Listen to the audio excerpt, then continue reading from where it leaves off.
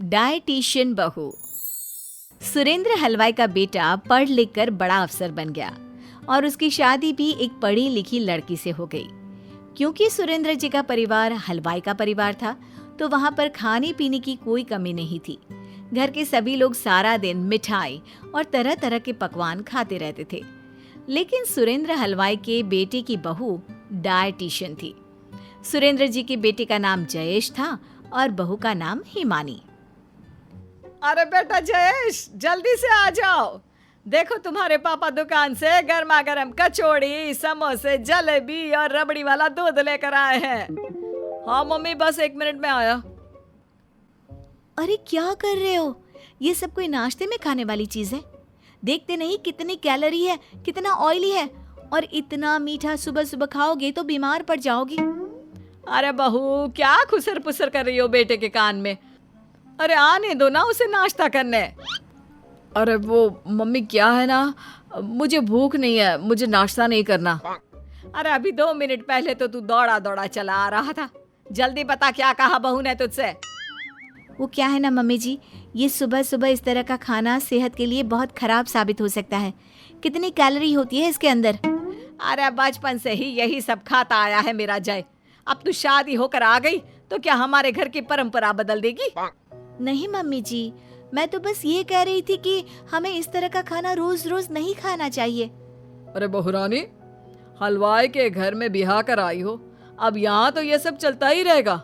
हमारे घर में तो यही सब खाया जाता है। हिमानी के समझाने के बाद भी उसके परिवार वाले उसकी बात नहीं सुनते और नाश्ते में वही सब चीजें खाते हैं। और फिर दोपहर के खाने के समय, हिमानी बेटा, जरा पनीर, दाल मखनी, पूड़ी और खीर बना लेना दोपहर के खाने में। मम्मी, सुबह नाश्ते में समोसे, कचौरी, जलेबी, रबड़ी और फिर से इतना हैवी खाना। मम्मी, इतना कोई खा पाएगा क्या? बहू, इस घर में यही सब बनता है। तुम नई नई आई हो ना, तुमको आदत नहीं है। हमारे लिए ऐसे खाने को पचाना कोई बड़ी बात नहीं। ठीक है मम्मी जी, लेकिन मैं तो खाने में दलिया खाऊंगी। मुझसे इतना खाना नहीं खाया जाता। लगता है गलत घर में शादी हो गई। हिमानी, कैसे काम चलेगा तुम्हारा बहू यहाँ पर? वो क्या है ना मम्मी पापा, हिमानी को शुरू से ही कम खाना खाने की आदत है और फिर उसने डाइटिशियन की पढ़ाई भी की है ना, इसलिए सोच समझ कर खाती है। अरे खाती होगी शादी से पहले, लेकिन यहाँ आकर तो खाओ पियो और मस्त रहो। देखो तो सही, कितनी दुबली पतली है, जगह जगह से हड्डियां नजर आती है। लेकिन मम्मी जी, मुझे मोटा होना ही नहीं है। मैं मोटा होना ही नहीं चाहती। अरे बहू, इसे मोटा नहीं, खाते पीते परिवार का कहते हैं। तुम भी थोड़ा अच्छे से खाया करो, लगना चाहिए सुरेंद्र हलवाई के बेटे की पत्नी हो। कुछ दिनों के बाद सुरेंद्र जी की पत्नी के पेट में बहुत तेज दर्द होता है और वो डॉक्टर को दिखाने जाती हैं। देखिए, बहुत ज्यादा कैलोरी वाला खाना खाने की वजह से आपकी पाचन शक्ति कमजोर पड़ गई है और फिर आपकी उम्र भी ज्यादा है, इसलिए मेरी सलाह यही है कि आप हल्का खाना खाएं। डॉक्टर साहब, मैं कितनी बार मम्मी जी को समझाती हूँ, लेकिन वो मेरी बात सुनती ही नहीं। देखिए, अब से आपको अपना ख्याल रखना पड़ेगा। अपनी बहू की बात मानकर आप जल्दी ठीक हो जाएंगे।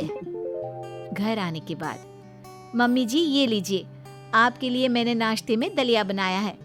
उसके बाद आपको दोपहर में फ्रूट्स खाने हैं और शाम के वक्त मैं आपके लिए खिचड़ी बना दूंगी।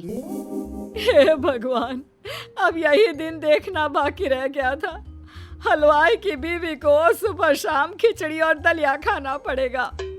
कोई बात नहीं माँ, हिमानी आपके भले के लिए कह रही है ना। खा लीजिए ना दलिया और खिचड़ी, आपकी तबीयत जल्दी ठीक हो जाएगी।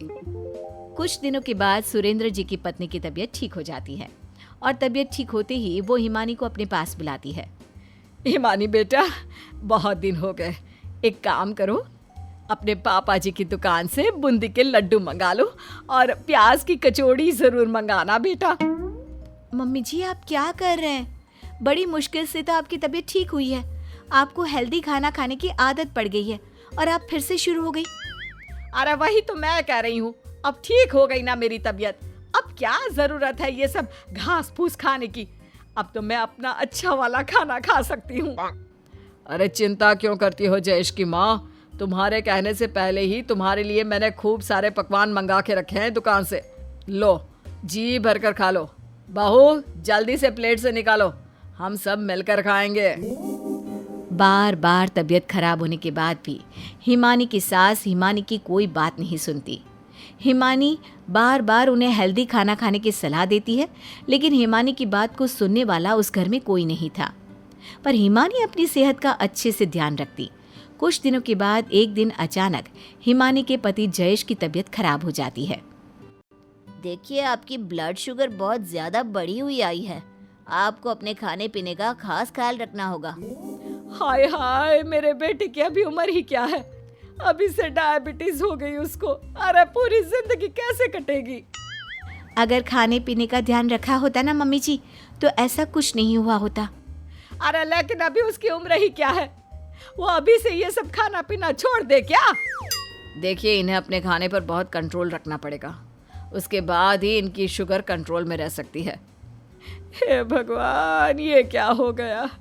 कोई बात नहीं बेटा, एक बार थोड़ा ठीक हो जा, फिर सब कुछ खा लेना। हाँ, सब ठीक हो जाएगा। घर पहुंचने के बाद देखा मम्मी जी, मैं आप लोगों को कितना समझा रही थी, वही हुआ जिसका डर था। अरे कुछ नहीं हुआ, बस छोटी मोटी बीमारियां तो हर घर में चलती रहती है। कोई बात नहीं बेटा, 4 दिन दवाई ले ले और फिर आराम से खा पी कर मस्त रहना। माँ पापा, हिमानी ठीक कहती है। अब तक मैं भी उसकी बात नहीं मानता था, लेकिन बीमार होने के बाद मुझे लग रहा है कि अगर मैंने खाने पीने पर थोड़ा भी कंट्रोल रखा होता तो मुझे इतनी बड़ी बीमारी ना होती। क्या फायदा इस तरह का खाना खाने का, जिसके बाद हम कुछ भी खाने के लायक ही ना रहे। हिमानी, तुम्हारी बात बिल्कुल ठीक है। आज से मैं हेल्दी खाना खाऊंगा और अपने आप को पूरी तरह से स्वस्थ रखूंगा।